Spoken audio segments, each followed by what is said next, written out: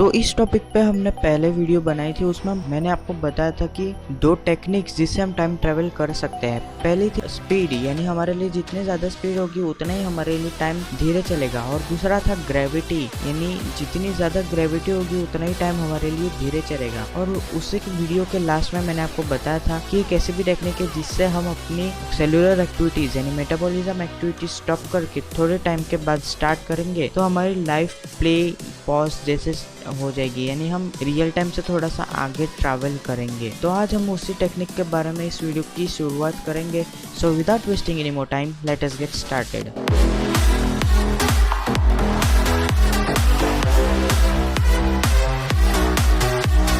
Number 3, suspended animation. ये वही technique है जो मैंने पिछले वीडियो में आधी छोड़ के आपको बताई थी। इसमें एक्चुअली में होता क्या है कि अगर हम अपने बॉडी की एक्टिविटीज़, जो सेलुलर एक्टिविटीज़ जो हमेशा चलती रहती है, अगर हम उसको थोड़े टाइम के लिए पॉज कर दें यानी स्टॉप कर दें और थोड़े टाइम बाद उसको स्टार्ट करें तो हमारी बॉडी एक रियल टाइम में आगे चलने लगेगी। ये एक्सपेरिमेंट डायरेक्टली ह्यूमंस के ऊपर तो नहीं किया गया है, पर ये ऑब्जर्व किया गया बैक्टीरियल स्पोर्स के अंदर जो लाखों से भी ज्यादा साल तक जिंदा रहते हैं। और वो यही टेक्निक के वजह से जिंदा रहते हैं। जब उन स्पोर्स के पास खाने की सोर्सेज और एप्रोप्रिएट टेम्परेचर नहीं होता उनके सर्वाइवल के लिए, तब वो अपने बॉडी को हाइबरनेट कर लेते हैं ताकि उनके बॉडी कम खाना और कम ऑक्सीजन लेके भी सर्वाइव कर पाए। और जब उनको एप्रोप्रिएट टेम्परेचर मिल जाता है, मॉइस्चर, फूड वगैरह सब मिल जाता है, तब वो उनका मेटाबॉलिज्म वापस स्टार्ट कर देते हैं। और यही प्रोसेस वो बार बार दोहराते हैं उनकी लाइफ टाइम को बढ़ाने के लिए। और इसी की वजह से वो बैक्टीरिया मिलियंस से भी ज्यादा सालों तक जिंदा रहते हैं। और ये सिर्फ बैक्टीरियाज में नहीं, मैमल्स जैसे बेयर्स और स्क्विरल्स जो भी होते हैं वो भी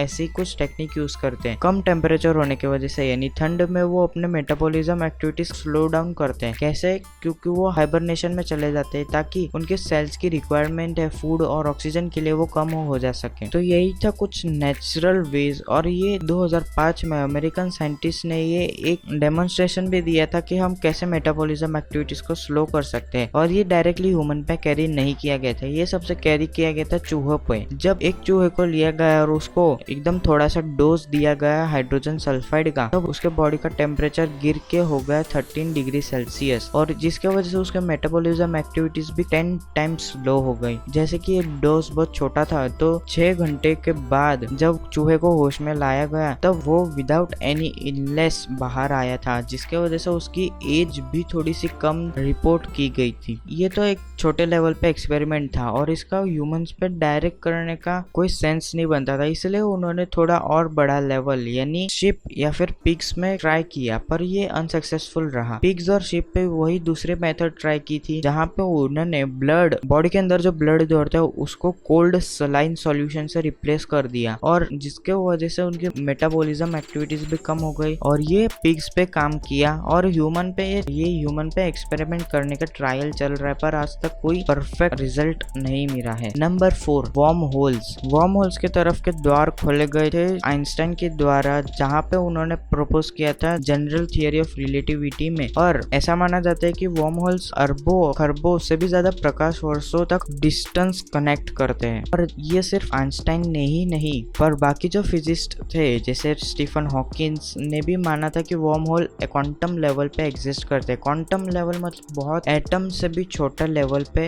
एग्जिस्ट करते हैं। और जो ट्रिक जिससे वर्म होल को अगर हम बड़ा करें इतना कि ह्यूमंस उसके अंदर घुस पाए, वो ट्रिक नाकामयाब थी, क्योंकि इतनी ज्यादा एनर्जी हमारे करंट टेक्नोलॉजी के हिसाब से इम्पॉसिबल है, जिसके वजह से ये वर्म होल्स की टेक्निक भी रद्द कर दी गई, क्योंकि इतनी एनर्जी हमको इस एज में लाना इम्पॉसिबल है। Number 5, using light. ये टेक्निक दी थी अमेरिकन फिजिस्ट रॉन मेलेट ने। और इनकी थियरी में ये कहते हैं कि अगर हम लाइट का रोटेटिंग सिलेंडर यूज करें और उसके अंदर कुछ भी ड्रैग करके अंदर रखें, तो वो ही इक्वल होगा कि हम स्पेस या फिर टाइम में ड्रैग करके उसमें अंदर रखें। यानी हम उस लाइट के सिलेंडर को यूज कर सकते हैं एज अ स्पेस, यानी हम टाइम में कोई भी पर्टिकुलर इंस्टेंट पे उस चीज को रख सकते हैं और वो वही टाइम पे पहुंच जाएगी। पर ये सिर्फ थियोरिटिकल तरीके से ही प्रूव की जा सकती थी और इसमें कोई भी प्रैक्टिकलिटी नहीं थी, जिसके वजह से बहुत सारे वैज्ञानिक इसके ओपोज में थे और ये थियरी के बारे में बहुत